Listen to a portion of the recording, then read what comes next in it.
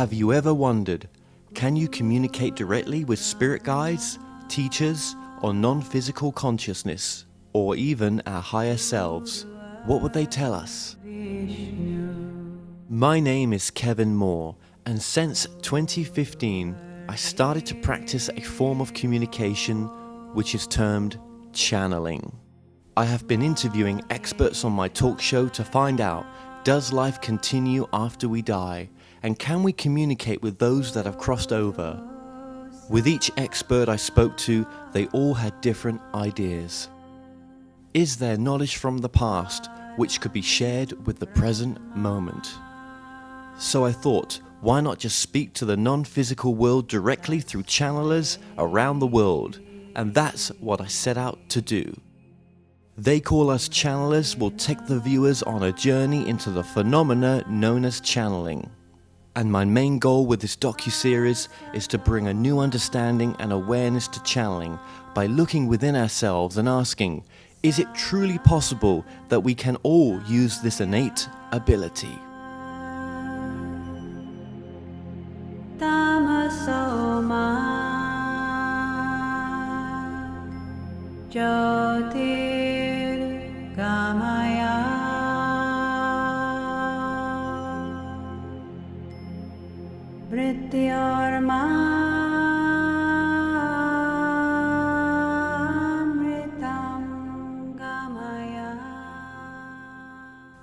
My name is James Charles. I'm a multi-dimensional channel, and that includes everything. Was there any sort of, did anyone else in the family have any sort of psychic, or were they gifted in some sort of spiritual way, do you think?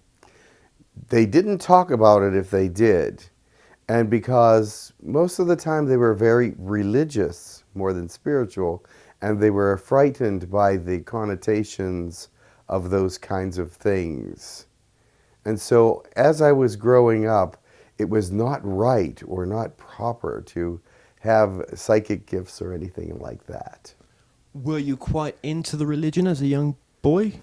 My parents changed religion several times when I was growing up, and they went from like very basic religions to very much more charismatic religions where people were hopping around and speaking in tongues and things of that nature. Now that was acceptable because they thought that was spiritual and connected to God and things of that nature.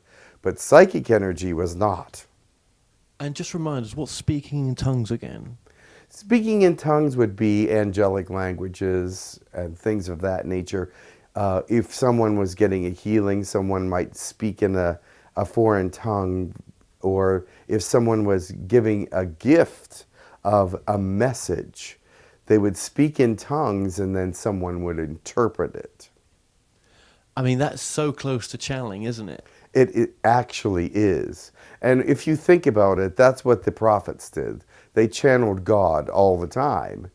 But yet, when it comes to this day and age, all that stuff is not good anymore. It's only for the past.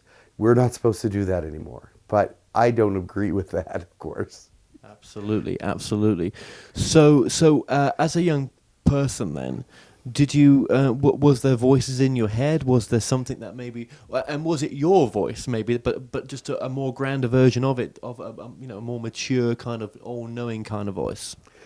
As I became a high school student, yes, I had some voices in my head. I had some activity happening around me. I could see certain things that weren't quite normal, and I would tell my parents about it, and they would be like, yeah, you're not supposed to be seeing that kind of stuff, or you're not supposed to be hearing that, or you're crazy, or don't think about that. So they would never really support it. What did it say to you sometimes, that if you can remember anything? Was it just... Well, it was mostly just, they would speak to me and tell me that this was going to happen, or something was right in my way or something, or they would warn me not to go this direction or that direction. A few little things, and I would always follow it because it seemed like the right thing to do, but I thought it was more intuition than it was anything else. So I just took it as natural. Now, as you were sort of progressing in your life, then when did you sort of move away from religion, or did it sort of move away from you? Well, I went to religious college, and so I was full there. I was learning all about it, and things were happening. I was very intuitive and psychic in college, and they were telling me how wrong that was. And until for many, many years after college, I still was trying to live a life that was religion based. But I found out after a while that that didn't fit my personality or who I was, really. It wasn't the real me. Religion wasn't the real me, but spirituality was. And there's such a big difference. And I couldn't fit into religion because of my spirituality. And so after a while, I just started to learn who I was in God's eyes instead of who the church wanted me to be in God's eyes, because that was totally two different pictures. The church wanted me to be someone that fit into a painting or a drawing of the New Testament, and a God wanted me to fit into his vision of who I was. Absolutely, absolutely. What were you reading at the time? Actually, I was reading science fiction. I did read several religious books or spiritual books, and but I was more drawn to science fiction and things that were imaginative and outside the realm of religion, because I found it stifling to a point to read more about religion, because it was not really grokking with me. And grokking is a word from Stranger in a Strange Land by Robert Heinlein, which is science fiction. So, how was your parents taking that at the time that you had moved away from religion? Well, they actually didn't know a lot about me moving away from religion. They thought I was still a good boy. They thought I was still living a good life, which I was. I wasn't doing drugs or being a bad person or doing anything, but I was moving away from religion as a stimulus, because it did not really stimulate me, but spirituality did, and many things about the world were interesting to me, and the psychic abilities came back and forth, and I would get rid of them as much as possible, because I didn't believe that they were good, because I was taught that way. But I realized later that God gave me those abilities, and he wanted me to use them for positivity. Now, everything in the church says that psychic powers are negative, but you cannot look at the church for all the truth about everything.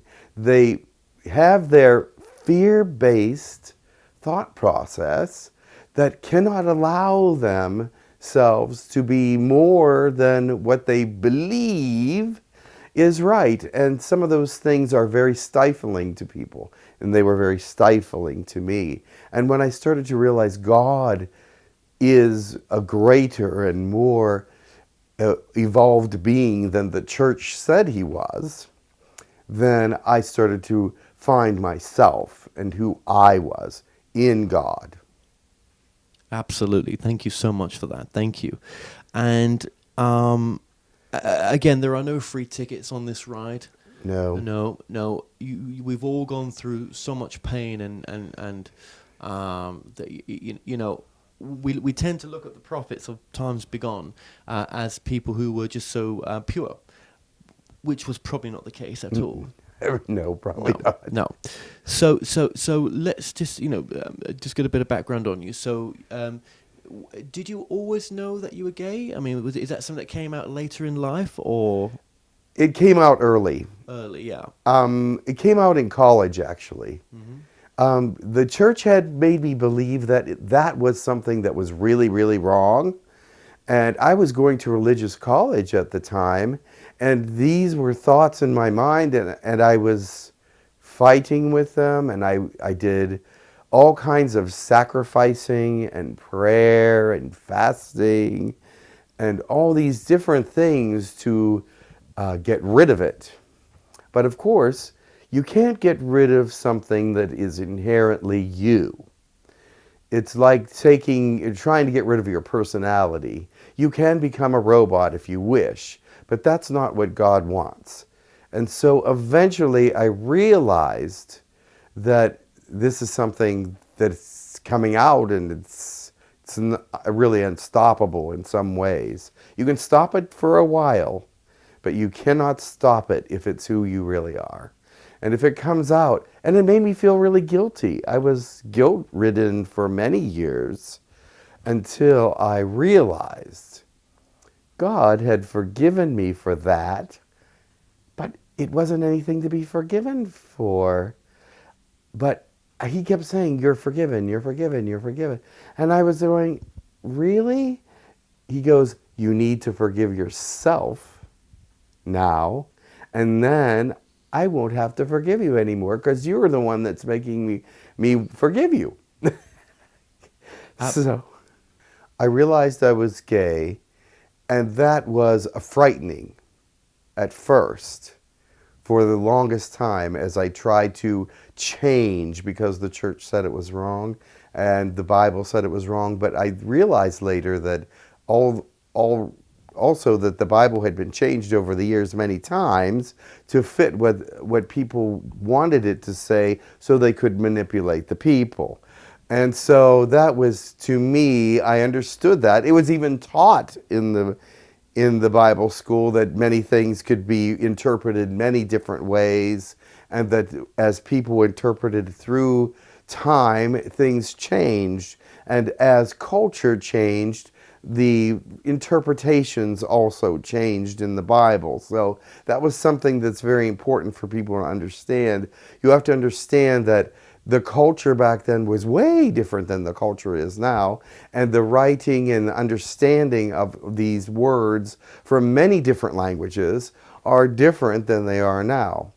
And now that I have understood that being gay is not a sin, and it is not something unnatural, but it is the way God made me, I was able to relax and become who God wanted me to be.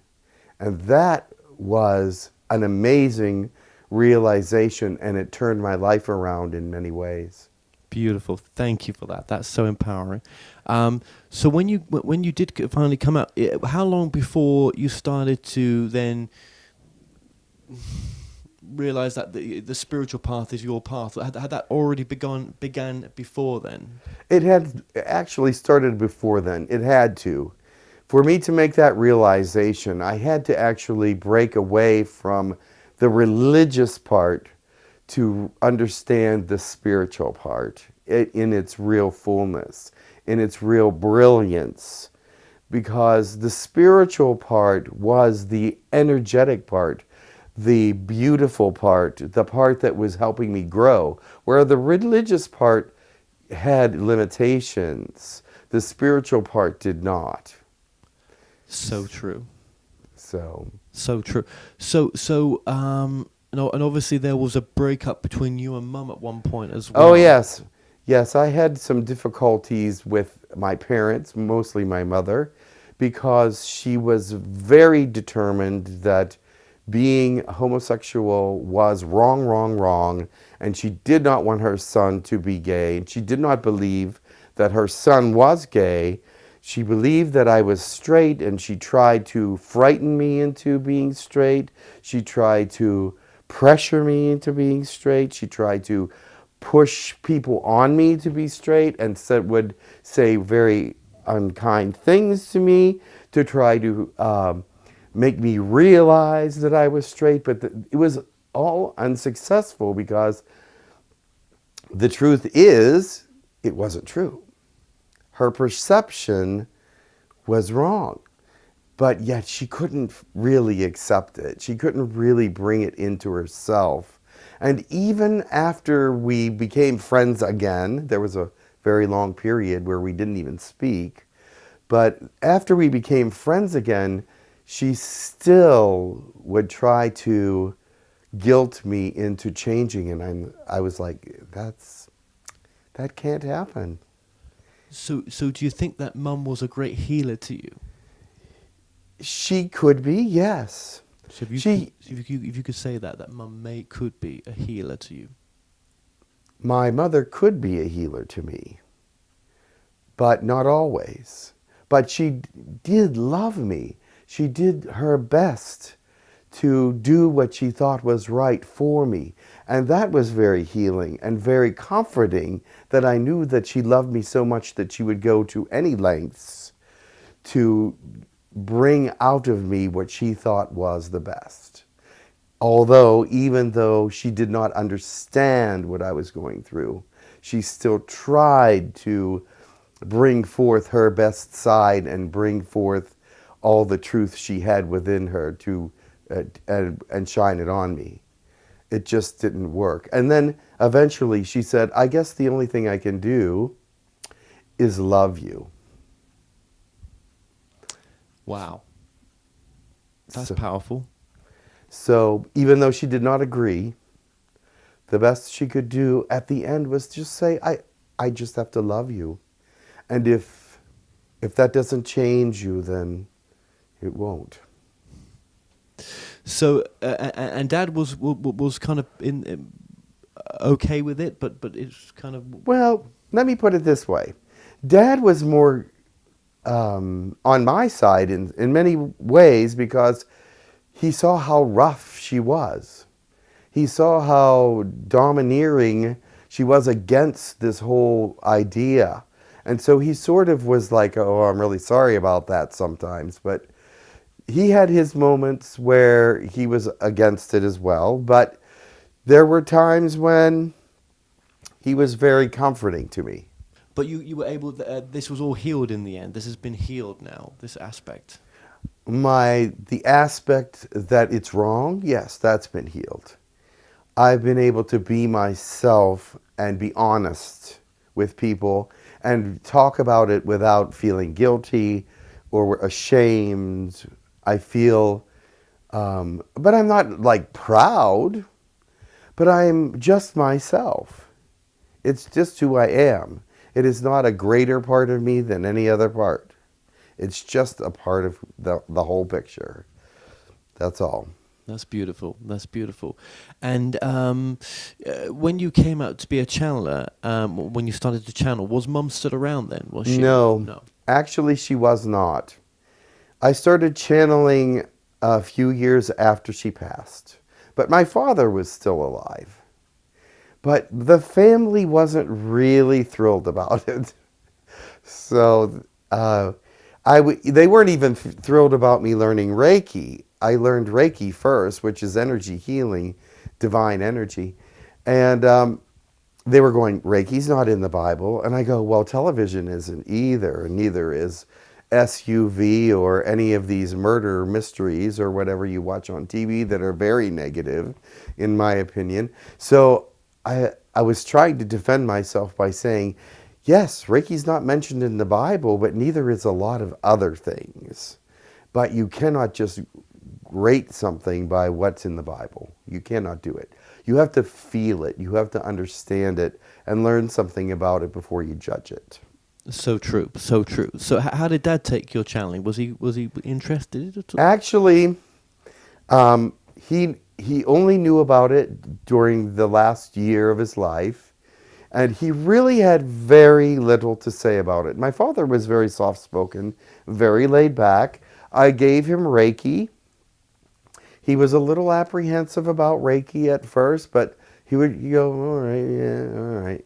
So he let me do Reiki on him, and I told him, I guess I told him when my sister was there as well, and he really didn't have much to say about that, except that be careful. He said, be careful with that. And that's about all he could say. That's interesting, because some people in this field have lost their whole families doing this type of work. And some, the families are very supportive. So it is a bit of a mixture sometimes. Yes. I'm not sure if my sister was there or not. That might not be right. When you channel, well, no, before we get into that, let's just, how did the channeling come about? I believe that there was a car accident. It started off from there, didn't it? Well, there was a time I had a car accident and I cracked my sternum and I missed a lot of work, like 8 weeks. And when I went back to work a month later, then I lost my job. And after that, I was sort of lost until I found Reiki. Some of my friends took me to Reiki to calm me down. And for a couple months, I just did Reiki, laid on the table and had Reiki done to me. Found it to be very soothing, relaxing, healing, and a very positive way of doing that. So, and after that, I wanted to learn it. And so I said to one of the ladies there, can I learn how to do this? And she said, sure, after you're done with your session there, I'll have you help me with this patient over here or this client. So I went to help her, and within a few minutes, she said, get into the kitchen. And I was like, ooh, what did I do? So I went into the kitchen, and she started looking at my hands. And she said, you're a natural Reiki healer. I could feel your energy across the table. So she immediately, she was a teacher, so she immediately wanted to train me on Reiki 1 and Reiki 2. So that's where I had my beginnings in starting to learn how to do Reiki healing. And then how did the channeling come about? Well, about a year and a little while later, in May of 2013, this was in, the Reiki started in March of 2012. In May of 2013, I was working on Max Rempel, the person you may know as the site manager, the site creator for humancolony.org. I was working on him. I was giving him Reiki. He was one of my weekly clients. And I started hearing voices. And I was going, these voices were telling me how to Reiki him in a different way than I was actually doing it. They were telling me to get in line with his heartbeat and to put my energies in line with his heartbeat and a couple other different things. And I told him, as he's laying on the table, if you know what Reiki's like, if you're laying on the table, you're sort of out of it because the first thing that Reiki does is make you relax. So he said, uh-huh. So I was going, well, I'm hearing voices and they're telling me how to Reiki you better. And he's going, okay. So and after that Reiki session, he said, oh, so you can feel the aliens, or you're in touch with the aliens that are around? And I'm going, aliens. Not quite sure if I'm in touch with the aliens, but I okay, maybe I am. So he said, okay, so next week I come and I'm hearing the voices again. Or it might have been a couple weeks after that, but I'm not sure exactly. I don't remember exactly the time frame. But I remember again the voices came and they were starting to tell me more about Reiki and how to help him and do these things. And he said, can I ask them a question? And I said, sure, why not? I was thinking, if they do answer the question, it'll probably be in my head.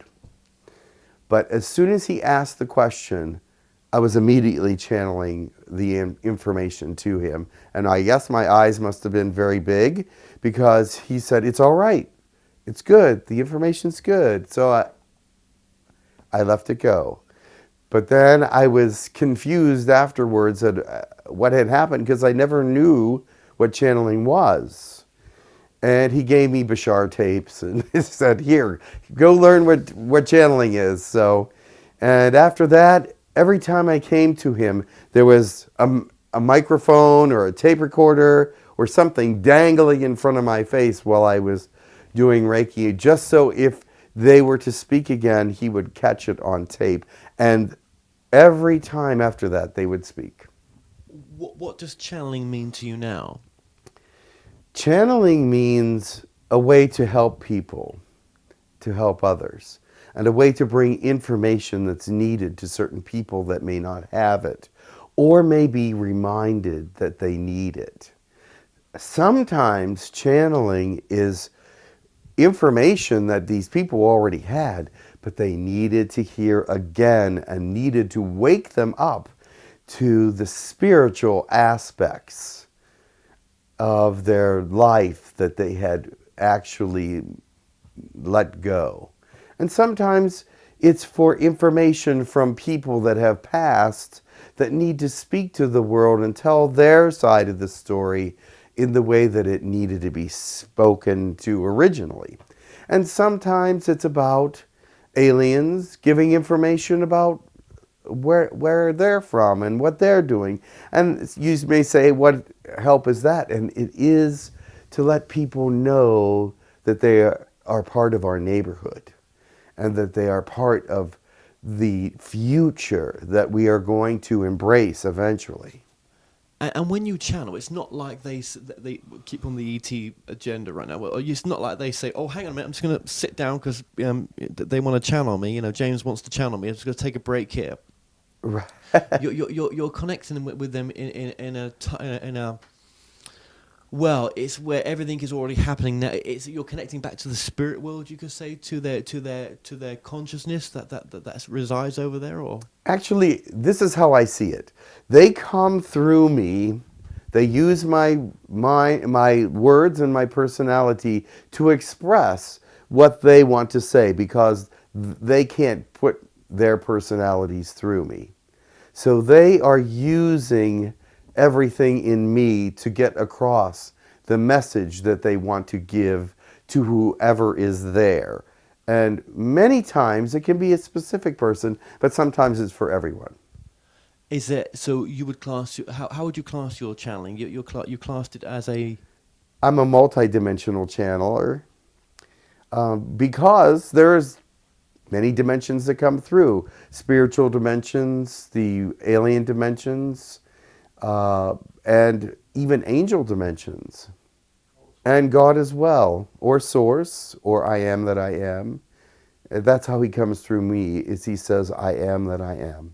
And you've been doing this since May of 2013. I've been channeling, but I've not been channeling to people until probably January of 2014. We did do some webinars before that, and I did some public channeling in some places, but I wasn't really in business as a channeler until 2014.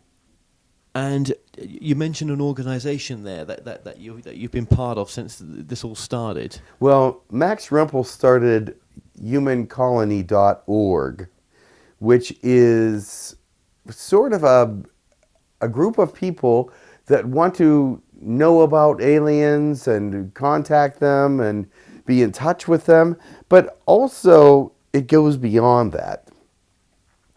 They look into their spiritual languages, their galactic languages, their galactic hybridizations, their hybrid children if they want them, and different things. It's a very interesting and unique site.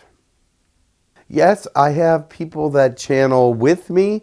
I have friends that are channelers also, but I've actually brought people into existence as channelers in the sense that they started channeling after they got to know how channeling works through me. Not that I was responsible for it, but God and Spirit was responsible for that. But they had the gift, and everybody does. But there are those that are specifically meant to be channeling for the world and for other people. And then there are those that channel for each other and for personal situations. And sometimes they'll be talking and all of a sudden channel a message for someone and change an outlook or a thought process. So for yourself then, how long has channeling been? Is channeling part of the human evolution, or has it always been there? For me, I've been told that I've been channeling. I'm a musician also. And I did a lot of recording with Derek Knott. And Derek, once I started channeling, I said to Derek, I have something to tell you. I'm now channeling aliens and spirits. And he said, well, that's not a surprise. You've been channeling my life ever since you started writing music with me. He said, I had no doubt that you're a channeler. And I went, really? And he said, yes. He goes, in fact, I want a reading right away. So that's the reaction I was getting from people and even I told somebody that was a very Catholic person, I go, I'm channeling aliens right now.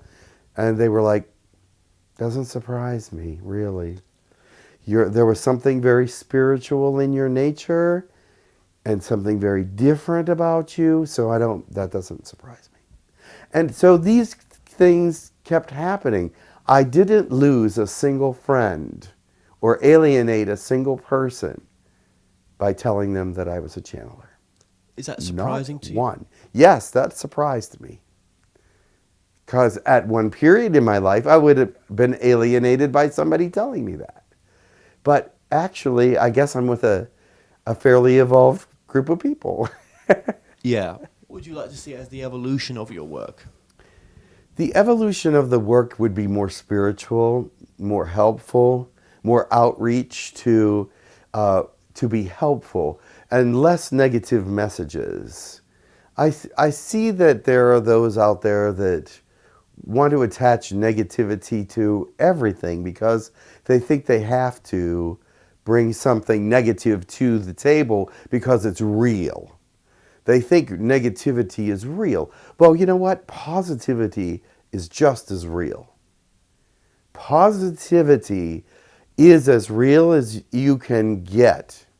And it doesn't need to have that attachment with it. In fact, it's to overshadow that kind of attachments, that to shed the negativity, to make your personality more positive, to be a brighter light in the world, to bring help and understanding and goodness and positivity.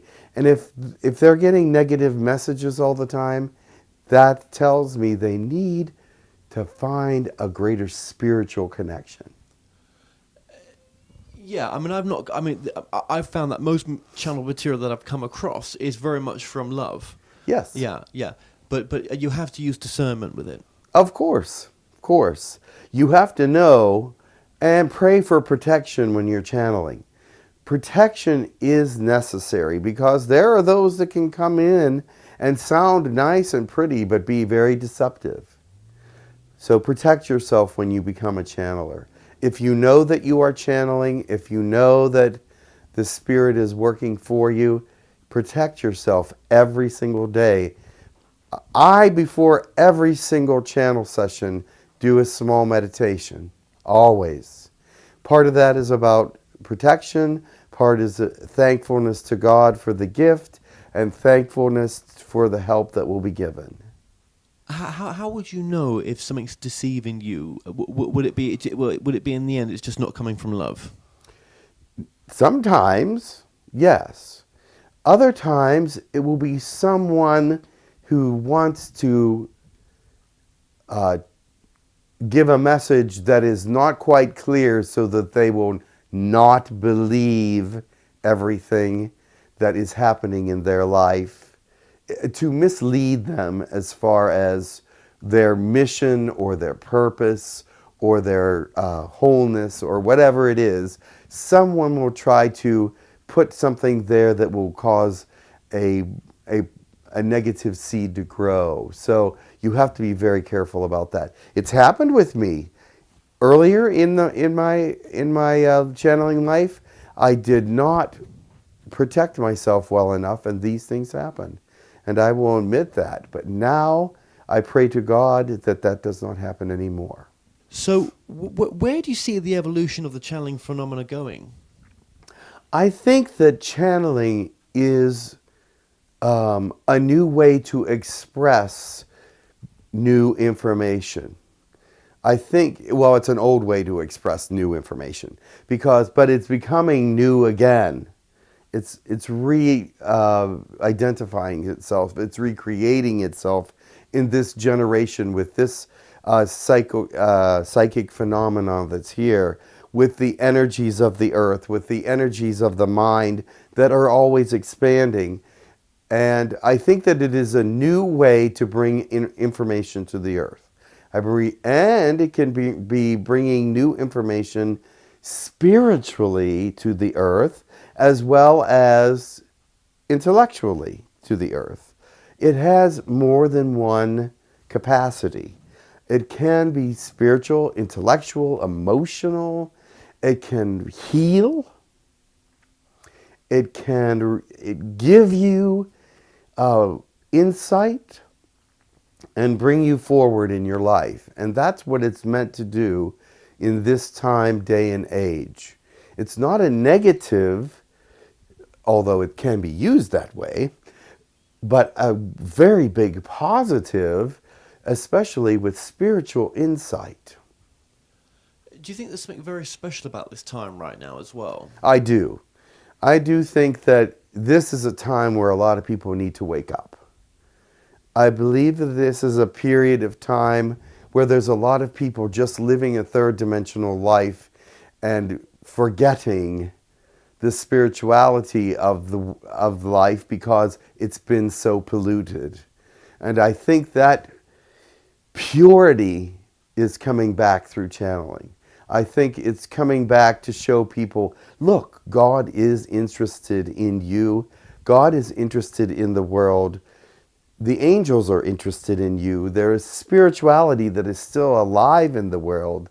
There is still something worth living for, and religion may not be it, but the truth is here, and if you listen to it, you can, your eyes will be opened. It's so simple, so pure, and so beautiful. Do you think there's levels of information that have not been brought through yet because we're just not ready for it? Well, I believe that every time they speak, there's levels of information. I believe there's a spiritual level, an intellectual level, an emotional level. I believe that when they speak, some people listen with different levels of understanding. And when the Spirit speaks, they speak to people on all their levels. And that is something that's new and exciting. Yeah, because everyone takes home a different message, a different angle from it sometimes, don't they? Yes. And sometimes I hear this.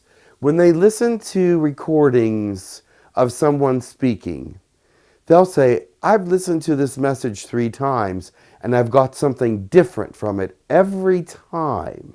I feel something more from it every time. I'm learning something new from it every time. And that is the intention of it, because sometimes you're not ready for the message the first time you hear it, but you're ready for the part of it. But the next time you hear it, you're ready for this part of it, and the next time you're ready for the next part of it. So it's a continual evolution of information that is put in layers in some of their messages.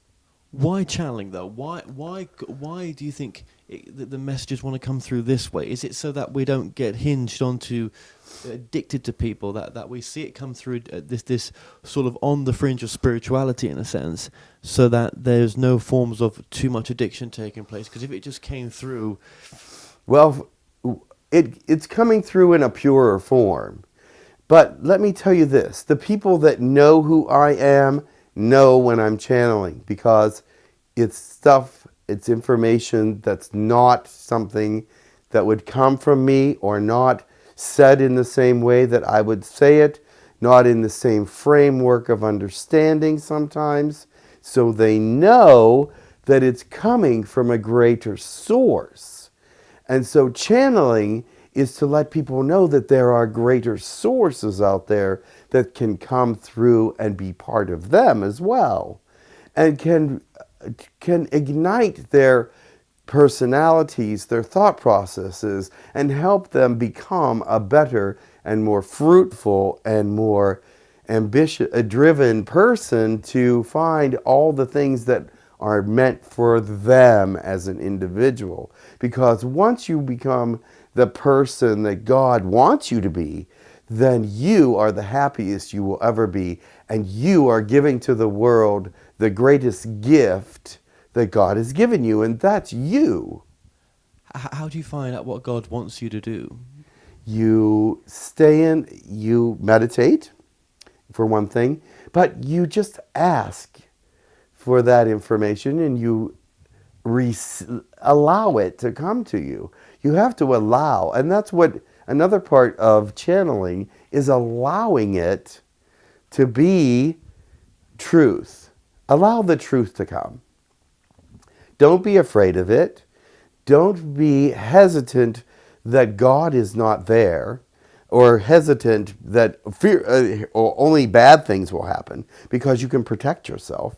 But be confident that He will help you to become more of who you are. I think some people need to channel to find out who they are, because they not that they're going to be channeling for 100 people or 1,000 or 1,000,000 people, but they need to channel information that they didn't have before, to become more of who they are, to represent. I say, there's a lot of people out there going, who am I? What am I here to do? Why am I here? And if you pray and meditate, God will come through and let you know that, if you're open to that. And that could be your own voice, more wiser than you speaking back to you, or just a knowing. However it's going to come through, it comes through. Absolutely. So you may say, I think I know what my purpose is. I would love to do this. Actually, is that just being in alignment with what God wants you to do as well? Exactly. You can do an intentioned meditation and say, the intention for this meditation is to find out what God wants for me. You may do that several times, because it may not come through the first time. You may be a little blocked with that the first time. But as you do it more and more, you can open up to those meditations. And they don't have to be deep, deep, deep, deep meditations. They just have to be true and honest meditations. The ones that give yourself over to the spirit of meditation. Well, then finally, what's the difference between a psychic medium or a channeler? I mean, a psychic medium or a medium is, as we know, connecting with those that have crossed over. Yes. But then, aren't we doing that with channeling in a sense? It's absolutely the same thing. It's just a different connection. It is the same connection, but only a little different. You're connecting to people with... If you're connecting to aliens, you're connecting with technology, because they're still alive. They are alive and they're connecting to you with technology. Those that have passed on are connecting to you in their psyche, but it's in the same place as channeling is, because that place is opening up in humans more and more all the time. And as we evolve as a species, that place gets more open and more ready for communication between us, to talk back and forth mentally and talk to spirits and other beings.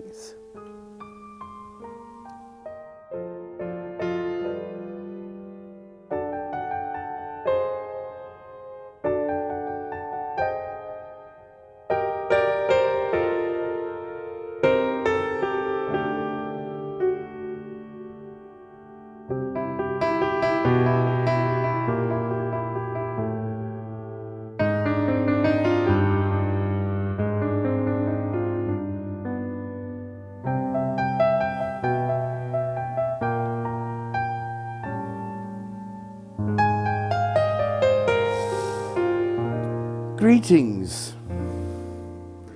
My name is Ish.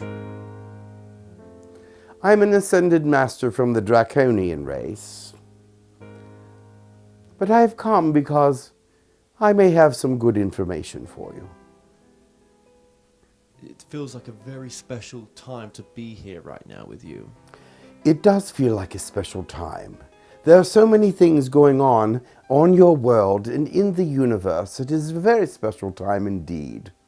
There are prophecies from all over the place that are coming to pass and are being speculated upon as we speak at the moment. Prophecies to me are very interesting because they can come true in very unusual ways. And they don't always necessarily mean that they are just regular exactly as spoken, but they are symbolic as well. What would be some of the prophecies that would be helpful to us right now to hear? Oh, I don't know if it would be helpful for you, but it would be interesting for you. The prophecies that happen around your planet would be that the planet is a hybridized planet at this point, and that as they enter the neighborhood of the galaxy, they will be able to help so many heal in so many ways. You see, because of the way that your planet was seeded, it is a wonderful DNA for healing for those species that have evolved beyond emotions and beyond physical understanding of themselves. They've let themselves go, so to speak. But your DNA will help them revitalize, emotionalize. You realize good decision making does come with emotion. It doesn't come without it. And those that have intellectualized themselves out of existence in some ways, purely intellectualized, are very illogical. That's interesting what you're saying. So a hybridization. How long has this hybridization been going on for? Oh, since the beginning of your existence. You see, this planet was put here for that reason. It was to be hybridized from the very beginning. It had started off with primitive beginnings as well, as you can see by your very long past Neanderthals and Croatia man and all those different things. I don't even know the names of them all, but they were all changed quickly. You'll find that there's many missing links because they evolved them quickly. And when you say they evolved them, who are they? Many different species. But Anunnaki, other peoples, some people from the Atlantis periods, all different. There was many different species. And that continues even nowadays? Absolutely. In some ways. They do guide you. So when we say about disclosure, is that more of an inner disclosure rather than an outer disclosure? Disclosure's happening all the time. That's part of what channeling's for. Yes, because contact has happened. Obviously, it continues to happen on our planet with contacting the consciousness side of the ET. Yes. And is the ETs the right thing to call them? I mean, are we not all alien in some respects to this planet? Of course you are. ETs is probably the least acceptable because they don't consider themselves extraterrestrials, meaning that they're from this planet, but they don't mind the alien word for any reason. They're not offended by anything that you say, really, because they know that you don't really understand what's happening, and they really know that you know not anything about them. Okay, then. Well, in the prophecies that are out there, yes, I mean, is disclosure on a mass scale one of those prophecies? Well, you see, it's like lighting candles. As you light as many candles as you can, one to another, then the light gets brighter and people start to understand. And then those at the top that don't have even any candlesticks because they refuse to be a part of that lighting will have to be brought into the picture. And so they don't want to be left out, of course. But no disclosure is going to be forced upon us. I mean, are we in a spiritual... is our consciousness at the right level for any sort of mass disclosure? Not at the moment. It is coming to that, though. As you become awakened, you know there's a lot of fourth dimensional energy being released on this planet at this time since the 2012 beginning of the ascension. But it is not yet to a place where people are familiar, or at least not many are familiar with this energy. What is your connection to James? I found him as he was channeling, and I know that he could handle what I had to say, so I came to him. Do you speak through others? I speak through very few others, but I speak to many. Do you speak to many others through a different type of connection? As in Yes. And what you're coming through as a different type of consciousness? Yes. Would you be able to name any other consciousness that you... Well, there's those. There's those that do not know me, who I really am, and my name escapes them as I come through, but yet they channel me, and they know that I am a good consciousness, but they do not know my name. I gave my name to this one, and he will use it, but I do speak to others during sessions. Okay.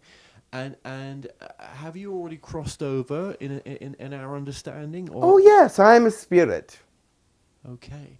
And if there was a timeline of when you existed, how long ago might that be? About 18,000 years ago. And your technology at the time? Was draconian. You see, draconians back then, in another part of existence, not in this galaxy, were very different. These draconians that you are aware of in this existence are very different than the ones that I am related to. I am from originally the Sirians area, but we no longer exist there. We have migrated away from that area. But we, technology-wise, were higher functioning, higher dimensional. And I was perhaps one of the leaders of my planet spiritually. But now I do not really look at it that way.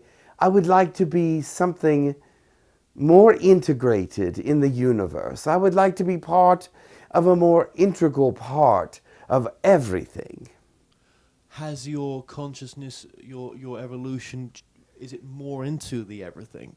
It is. Some do not understand how I work, or why I work the way I do.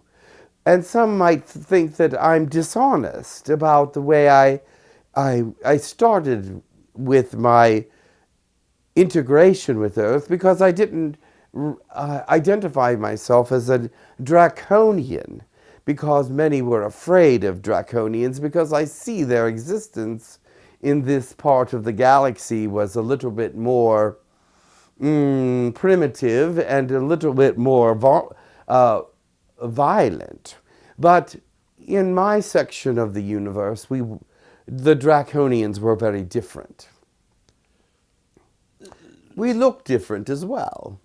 Obviously, you're connected right now in this moment with myself, in this present moment. I like it. I do as well, and I'm really happy that you're here. But are you connecting with any other multidimensional aspects? Yes. I have to connect with other interdimensional aspects, because that is how I operate as an Ascended Master. I connect with other Ascended Masters as we understand how to go about with communication. It's not a simple thing, you understand, to communicate with a species that is less advanced than we are, but we don't want to be seen as more advanced, but we want to communicate as best as possible in advancing what you have. Absolutely. Is coming to a dimension like this, coming through someone like James, is that advancing you on this spiritually as well? Oh, I always learn things. It's silly, isn't it? But I do learn things from humans that I would not have thought about, because remember, I'm not from I'm not an ascended master from third dimension, but a higher dimension still. And third dimension has a lot of interesting basic things that I have to relearn in some ways. So when you're connecting with other multidimensional aspects, has some of those other realities had contact, had mass contact in a sense? Yes, but not in the same way that this planet has. This planet is very unique.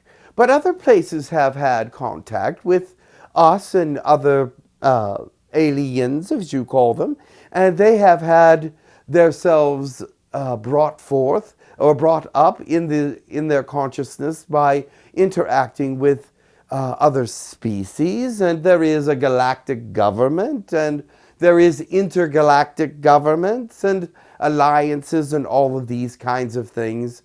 And you must understand you're not alone, and there is a complex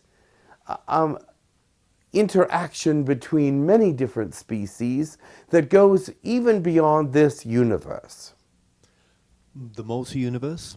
If you want to call it that, I see it as, you see how your molecules are connected. Like a piece of hydrogen can connect to a piece of oxygen. Mm-hmm. So these universes connect one to another to create something unique within themselves. And then outside of themselves, there's something even more different, like water universes and universes with different kinds of essences that you might not even be aware of, but are still part of your existence. What does it help us to know about the multiverse, in a sense? I mean, because we're struggling right now in this time with just being in present moment, some of us. I think that you're too centrally located, meaning that you're too selfish. Is that the right word? I think that you pay too much attention to yourselves, and learning about the multiverse might help you to diversify yourselves in a way that might help you to reach out. Because if you remain too selfish and too unit-based, then you are going to destroy yourself because you are not seeing the whole picture. We, as outside of your area, will like to say that we help you as much as possible with your understandings of your own creations. How much power you have developed in such a short period of time is really quite remarkable, because of course some have helped you, but you have evolved too quickly in some senses. Basically then, we choose to create our reality. Of course you do. You must understand it before you can create it properly. And I don't think all of you understand how to create a proper reality. And so therefore you need some help. And that's why we are here to speak to you and channel through those that will have us. Because you need to learn how to create your own proper reality so that you may continue to exist. You see, we cannot come into your society and work that way. We cannot come in and change your laws or the way that you govern yourselves or the way that you see one to another. But we can speak to you philosophically and through others spiritually, emotionally, and identify some of your problems as individuals so that you might change your thought processes and become more enlightened.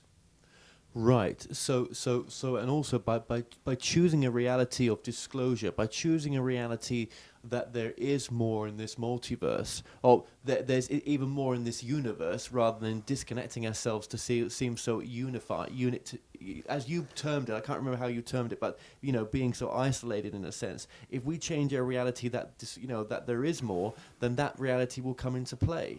Of course, you have to put yourself into the big picture. Remember, if you make a big picture and do not put yourself into it, then you cannot properly navigate through your reality. You must put yourself into the picture where you belong. and you're very tiny. And if you don't put yourself in that picture, then you will cease to exist because you will snuff yourself out. So we are in charge of the reality then of whether disclosure happens or something contact was to be made, because we create the reality of what's out there. We're choosing a reality. Correct. You must understand that you are part of a vast neighborhood. I like the word neighborhood because you are going to be part of a very diverse and interesting group of people once you realize that they want to include you and that you want to be included. But nothing without the free will of creating that reality. Of course, you have to create it before it can happen. So you must learn who you are in order to learn who we are. And if we don't do that, then, this experience of the human being experience may come to an end as a soul coming to have this human experience. It will be in the Akashic records, so to speak, that you are part of history. But I see this species continuing, and I see this quick evolution as something a little bit special. That's why I'm here. If I didn't think there was hope, I wouldn't be here. I see that you have a very good opportunity to take charge of everything. But you must realize that there is a lot of work to do in the next 100 or 200 years. You have really moved forward, and we have stopped you from destroying yourselves more than once, not by intervening in any physical way, but by intervening in mentalities and telling people, this is what will happen if you do this. Yes. It has changed thought processes and has caused several times the right action to be taken. Not always. There has been times when the wrong action has been taken, of course, but it has not been self-eliminating. Okay. So in other realities that you're connected with in the multiverse, has there been realities where we haven't made it, or is there someone? Of course. There has been several times when some realities haven't made it. Some dimensions have not created themselves properly and have either divided or been destroyed. But there are some times when part of the species moves forward and another part does not. Does that make sense to you? Well, is that what's going on now? It is. Okay, why is that what's going on with the mass awakening? Yes, in some senses. Let's see how many we can wake up so that they can move on to the next dimension, to the next threshold, if you will, and those that will be left behind will not be the same. It is an interesting equation, if you want to put it in mathematical terms, because, as you know, everything is mathematical. But for those who never come across this documentary or never have come across this material, maybe they've heard of this. Maybe some people have heard of this, but maybe that's coming across it. Maybe it is, right? It's coming across in several different layers, and this layer will reach you in the way that it needs to at the moment.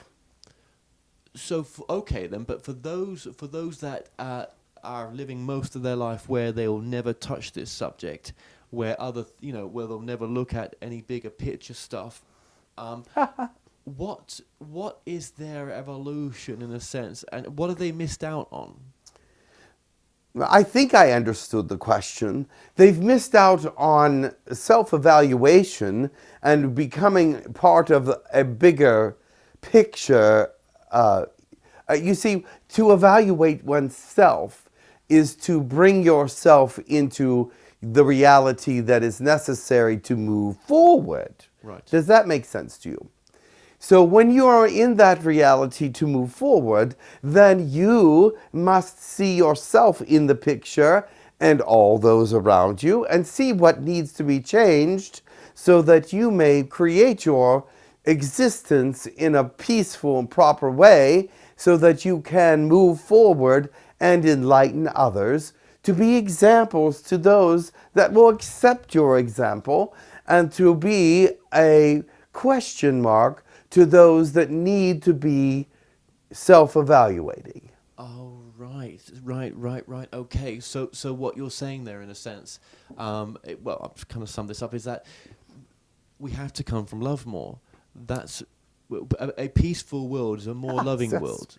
A peaceful world is a more loving world, but on top of that, a peaceful world is one that will exist and continue to thrive and create and move forward and be an asset to your neighborhood. Right, yes, absolutely. An asset to your neighborhood, because that's what you represent, which are we not right now in that flow? Yes, we are, and I say that in all correctness, we, you and I, are working together to move your species forward. We are working to enlighten you, to help you become the perfect example of who you should be. But that is a difficult job because many of you need to awaken. You have to awaken to the fact that there is purpose beyond what your little tiny thought processes are. And to realize that there are other species and others that are out there is part of that realization. And perhaps the greatest part of it the greatest part of your realization by knowing that others exist outside your planet is that you will take an action to enlighten the rest of your planet to this neighborhood, to this bigger picture, to this bigger opportunity, if you will, to express yourself in a way that is advanced beyond what you are experiencing now. Because when you become part of the neighborhood, those things will interact. You will come together in a way that will teach you the greater understandings of how peace works and what actually peace is. I don't even think you know what peace is in some dimensional thought processes because it is not part of your natural algorithm. To bring it into part of your natural algorithm is to actually interact with the numbers, if you will, interact with the numbers and bring them into alignment in your own specification. Yeah, I always like the word, it's inner disclosure rather than outer disclosure. Oh, yes.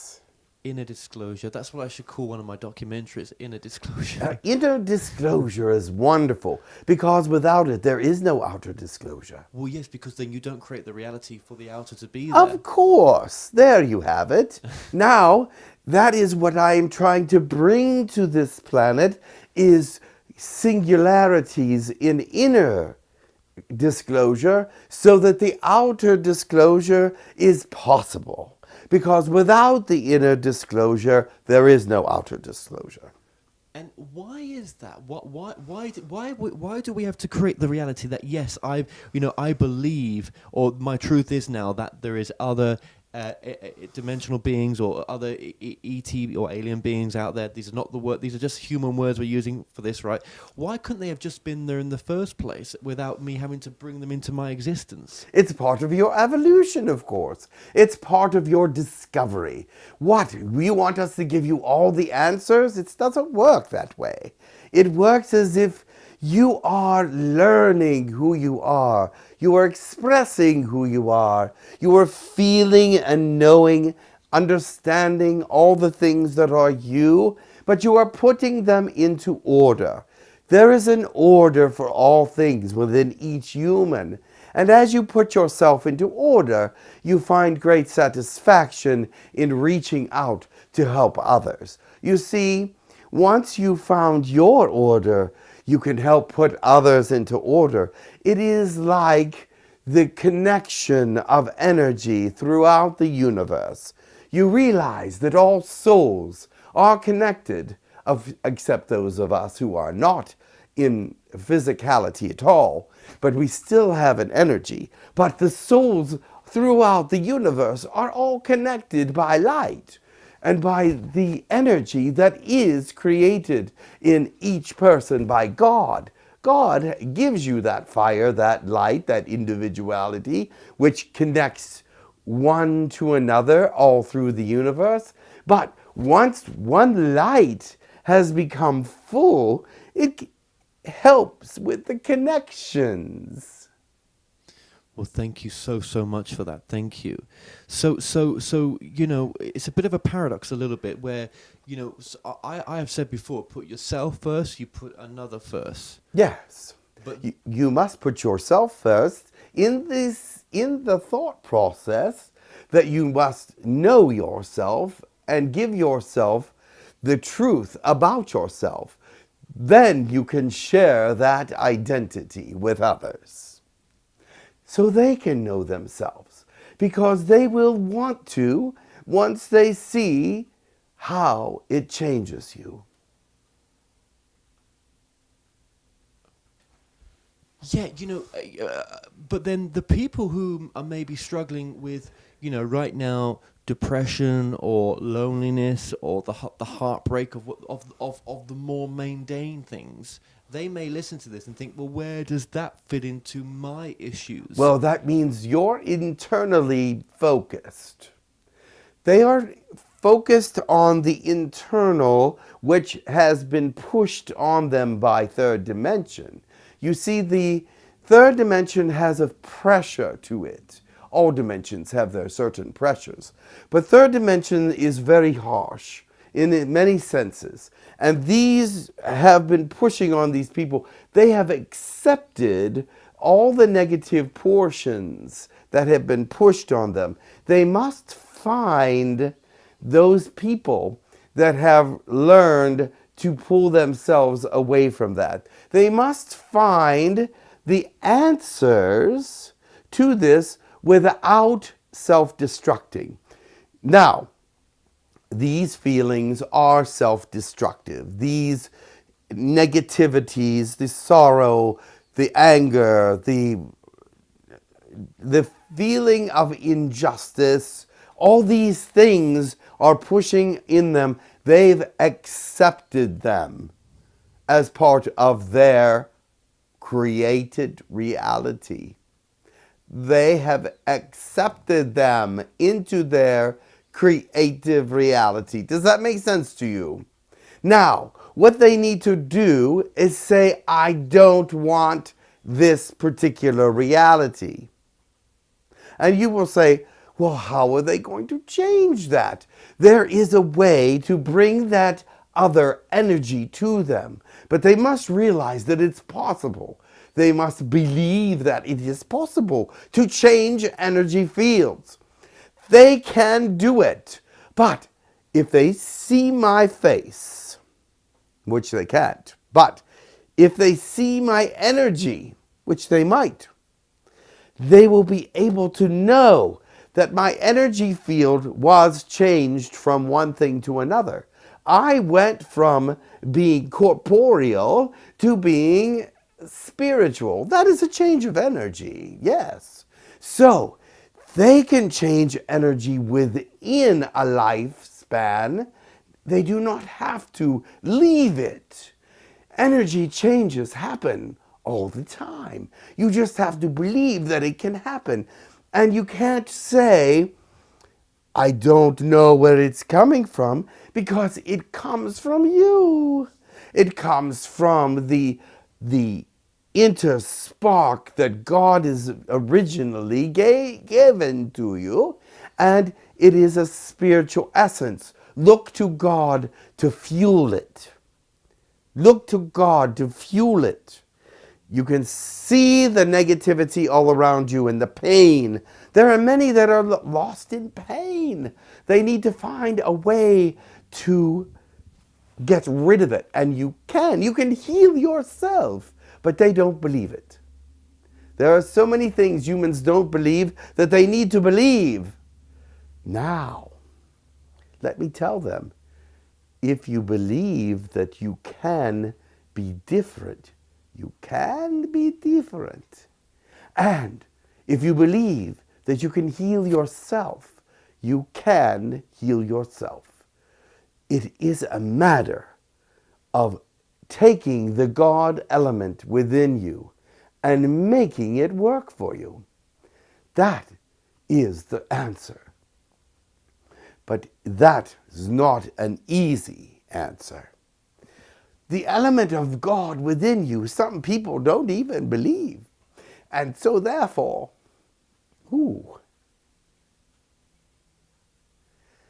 this is a new aspect of Ish. I'm bringing in some of my fellows with me. And so the accent has changed a bit. But it's all right. They know of which humans I speak of. And so that's why they will help me. They know humanity better than I do. And they said, oh, Ish, you have to add this. So I did. So therefore, yes, bring that creative thought process to you. What is it that you do best? What is it that you do best? Each human has something that they like to do. Start involving yourself in greater amounts of those positive things that you can do best, that you can do to help you get away from this old self into a new self. Create your positivity. Take your positivity and build with it. I know there's so much in there. There's so much I could say. I could keep going and going for all time, but you have more questions. Thank you so much. Obviously, looking at the the idea that we create our reality then, and that we are choosing to create the reality of whether we have disclosure or not. What does that mean in terms of, are we then, as we change the reality we wish to create, are we moving into different parallel universes? Is our consciousness leaving this body when we go to sleep, for as a silly example, right? And then we wake up one day fresh, but we've actually woken up into a different reality where something different's going to take place because we've changed. There is that happening at some point, yes. But I don't want to go into all that confusing information. That is a very different thought process. And it is happening, and absolutely. But what I wanted to do is actually give them a little bit more of an idea how they can change. Because if they are lost in their doldrums, oh, there's a good word, doldrums, which is very hot, low energy. Start putting yourself into positive energy by watching positive things, being involved in positive things, being near positive people, changing where you are in your creation now, because you created where you are. Take yourself out of that place and put yourself somewhere new. Now I can speak of those things that you just asked.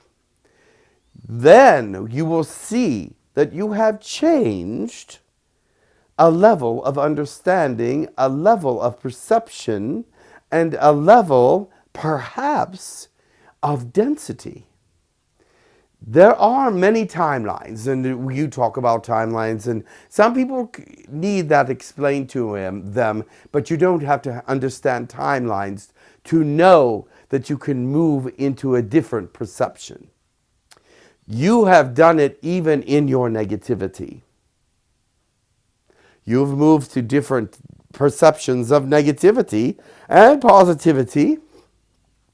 But now, let's find a place in a perception of positivity that you belong, or that agrees with more of you than what you had before, and stay there for a little while and soak in this degree, this elements that are around you, because it is another dimension to you completely.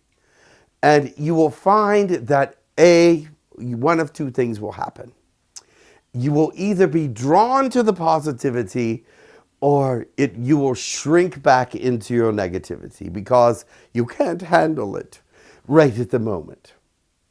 But find in your perception, your thought process, your algorithm of life, a change, new numbers, some new figures, some new additions. You cannot just stay where you are and be happy. Even if you come to a happy place, you can't stay there and be happy, because you're continually changing and evolving. Continue to move with that positive energy, because once you find a place that's positive and you feel that energy, you will want to move with it. You'll want to keep it. You'll want to possess it and not let it go.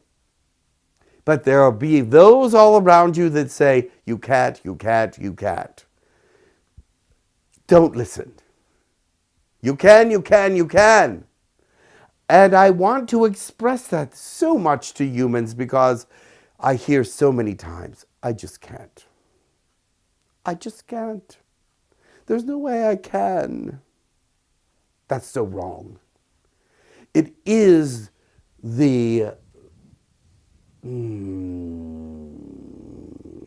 all the elements that you are wrapped in, that you are feeding from. Feed from some other elements. Feed from positive elements, and not the ugly elements that you're living in. Feed from different things. You live in a world where the consciousness of all humanity is all around you, in the air. What do they call that? Karma. The karma of all your people are there. And it's gray, because there's good and there's bad. All through the karma, it's good, it's bad, it's good. But you are getting the amalgamation of all of it put together, and it's yucky, it's a slime. Go somewhere where there's a great light, at least for an hour or 2 hours. How do you get there? You make it happen. You watch something positive on TV instead of the same old terrible negativity. So, thank you so much. So, science fiction films, Yes. where they're quite negative towards, Some of them, yes. Yes, but they're all there, really. Again, they're all channeled to bring in this information that we're not alone. It's entertaining, and entertaining is a way in to bring that idea that there's more out there if we choose to create it. Create it, yes. And you see, creation is what your people are doing now. They are creating a new way. And you are part of it. You and the channelers and the positivity that comes from it, and the new information that is being spread out, is part of the new things that people can attach to, that are very positive, and brings them hope that they can be pure, live in a purer and a more accepting world. They need to have a purer and more accepting world. And they can be part of that creation. Well, when we talked about disclosure earlier on, and that we've now come round to saying that we have to create that reality, where the world is, where this world that I'm in right now stand with that? When you have, the Donald Trumps, Kim Jong Un, and other issues on Oh, are they not part of the awakening process? When you look at these people, do you not want to run away from what they are doing? Do you not want to go in a different direction? And where is that direction? Is it not part of this light?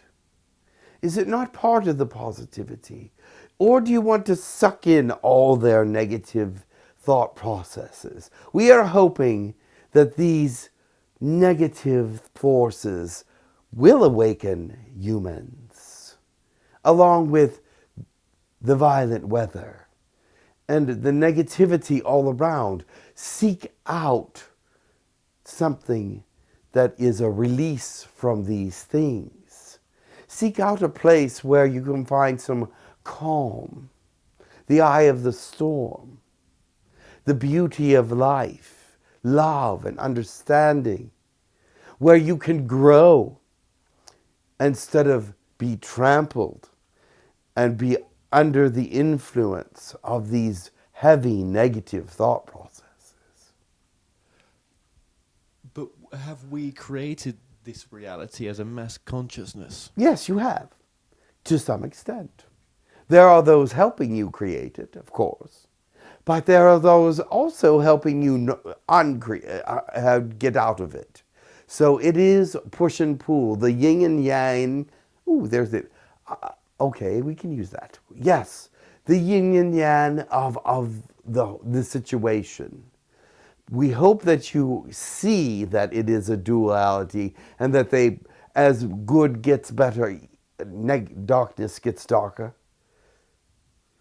Pull yourself away from that. With the light and the truth comes excitement, ideas, creation, expansion. Yes.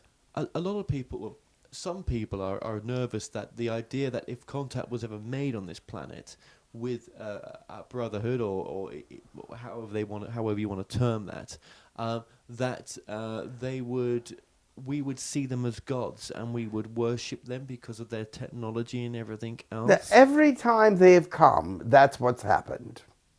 Every time. Because what happens?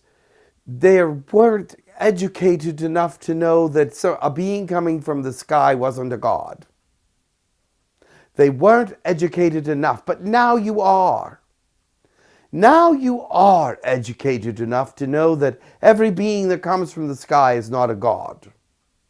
At least I hope you are. And so if the beings come from the sky, you will not worship them as a god, but accept them as a neighbor.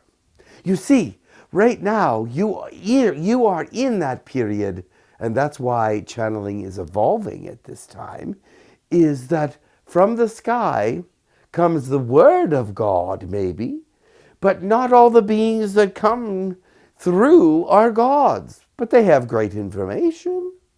They have some wonderful things to say, but you're learning the difference between gods and aliens and wonderful enlightened beings. You are now able to distinguish one from another. And so this is your time of awakening. What is God to you? Oh, God is the energy of the universe that is in everything. He is the sentient energy, man, woman, child, creature, non-creature, solid, liquid, gas. Everything that exists is God made, and so He is in it, but His sentience is the creator of all things from energy. Thank you for that. He can create light from energy, anything. He is amazing. He thinks things into existence with his understanding of all things. But then, if we're creating the reality that disclosures could happen, and that we're living in a very busy traffic lanes out there with all sorts of interdimensional beings, then Of course. we are gods as well, creating that reality. Of course. The soul is of God. Did he not give you a soul? What is it made out of? God. So when I speak to you now, then I'm speaking to myself in a sense. If we're all one. You are speaking to your future thought process. Okay. How's that? Right. Yes. Where we. Okay. Yeah. Right. I wish I could take that in this moment. That's yeah. So, is this where we could evolve to? And beyond. You will always be evolving. No matter what dimension, when you leave this planet, you'll become energy and go to another place. And then you will evolve in another place. And then you will evolve in another place. And then you will evolve in another place. But you will never reach God. But you will always be reaching out to his energy. I will never reach God.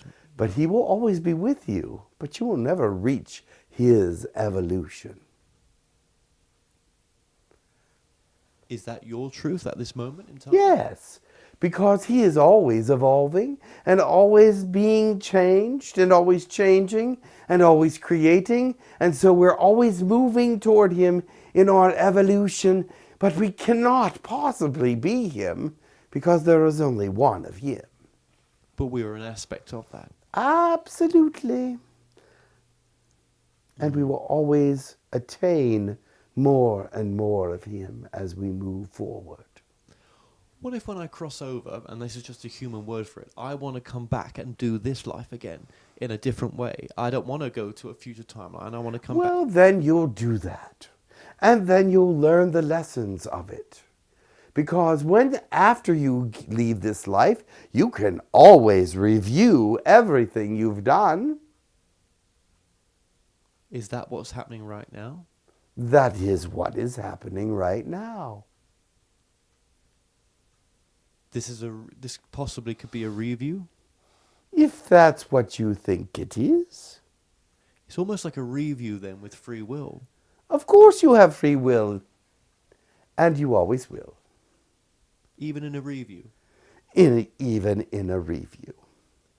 So in a review, it's almost like you can heal the things maybe that you got not got wrong. That's the wrong way of saying it. But it's almost you can review things that you want to change. That you want to change. But so then if this was a review, it's a pretty realistic simulation, isn't it? It is real. The review is real. It is. But then how would you it's like everything is real. There is no unrealistic. There is nothing that isn't real if you experience it. As you experience it, is it not real? I get that experience is real. I get. So yes, there's no unreal. I get what you're saying. What you're kind of saying is, what does it matter? It matters. But what does it matter if it doesn't matter? That's what I'm kind of saying. Yes. We have right now, and we have to make the most of it. Oh, and you do. Well, and you don't. But you will. You understand.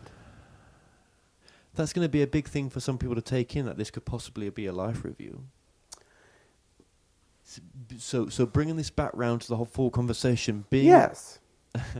Being in present moment, being here now is the most powerful, empowered point that anyone can be. That's right. This is where all your energy is. Now, you have all these other places you can be, but you've put your energy in this one right now. Yes? Yes. Then this is where you are. now. Yes, so be careful where you put your energy then. Your energy is carefully placed. And you, as someone that has been around for millions of years, knows how to place your energy now? Don't you? Yes, it doesn't mean I didn't make mistakes placing energy sometimes. Of course, I've made mistakes as well. But remember this. This planet that you are on, there are many people making mistakes and putting their energy in the now, right now, but not in the proper way. So they're still learning the nows and how to place their energy. But you, on the other hand, have learned how to place some of your energies and are continuing to always learn how to place your energies properly.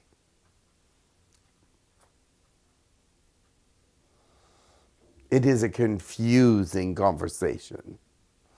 If you want to bring it into the reality of Earth, it is a very confusing conversation. It must be one that's needed, though. It is needed when they want to understand it or when they have the ability to comprehend that they are the individual that is understanding it, and it's not from outside of themselves. Is this aspect that's coming through right now, the you that you are right now coming through as a draconian, is this the only way that people watching this, that are meant to watch this, is this one of their ways to wake up for this aspect to come through? Absolutely.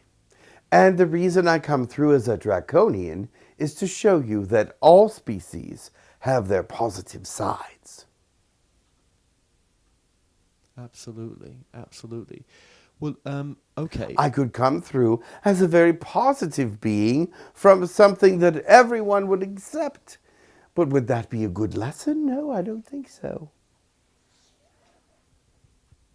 No, I really appreciate you coming through just as the aspect that you are right now. Yes, of course. I really do.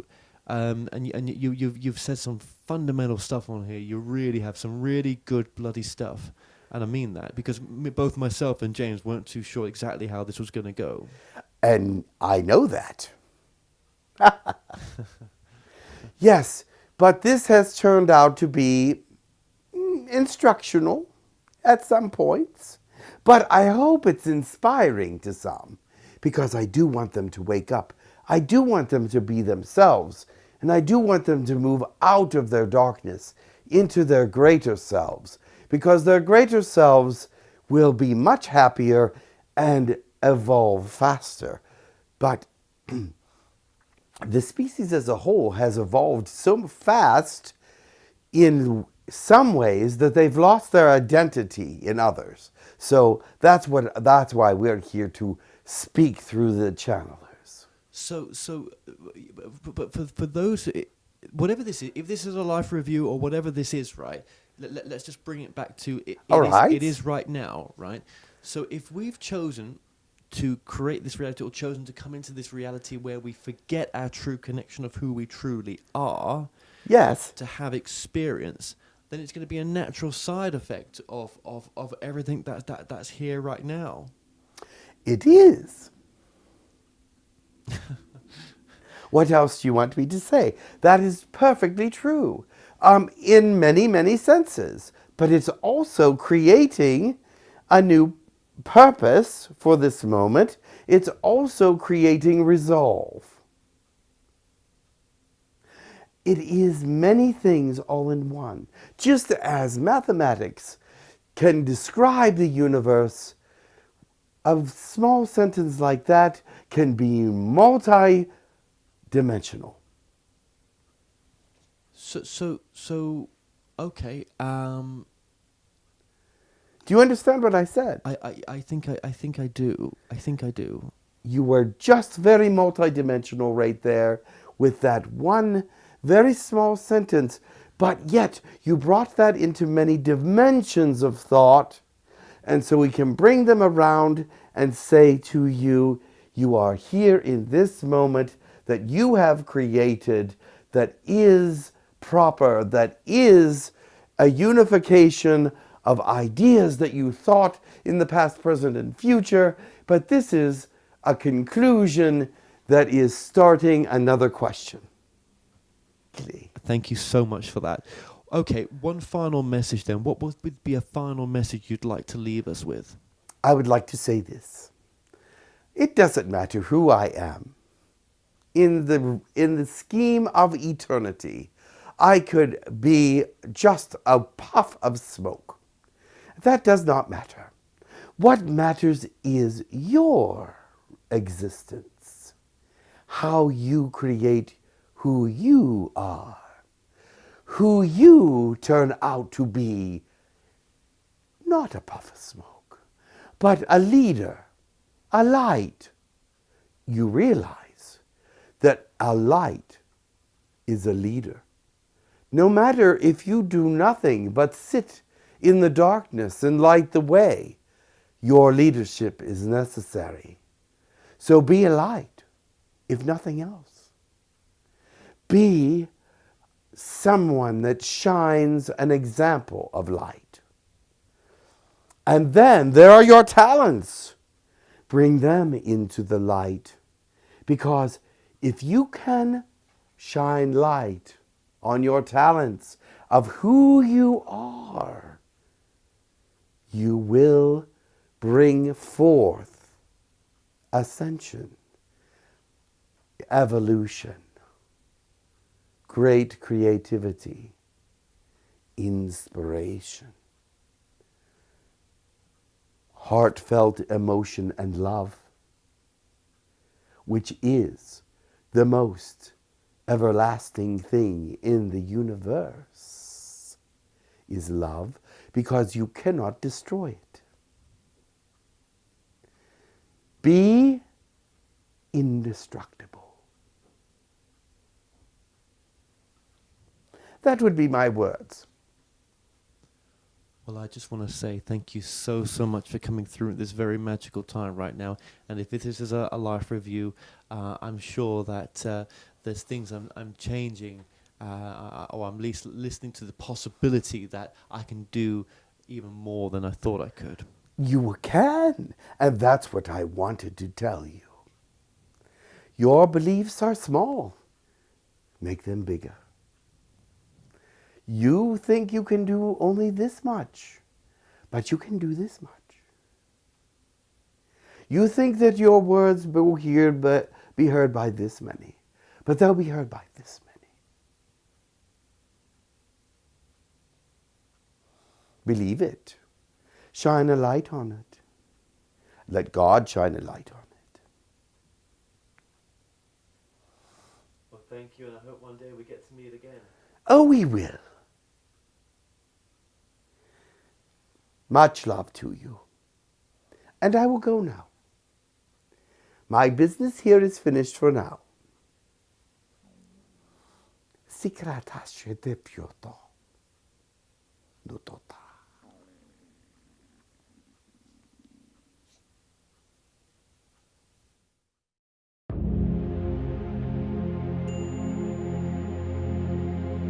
Guru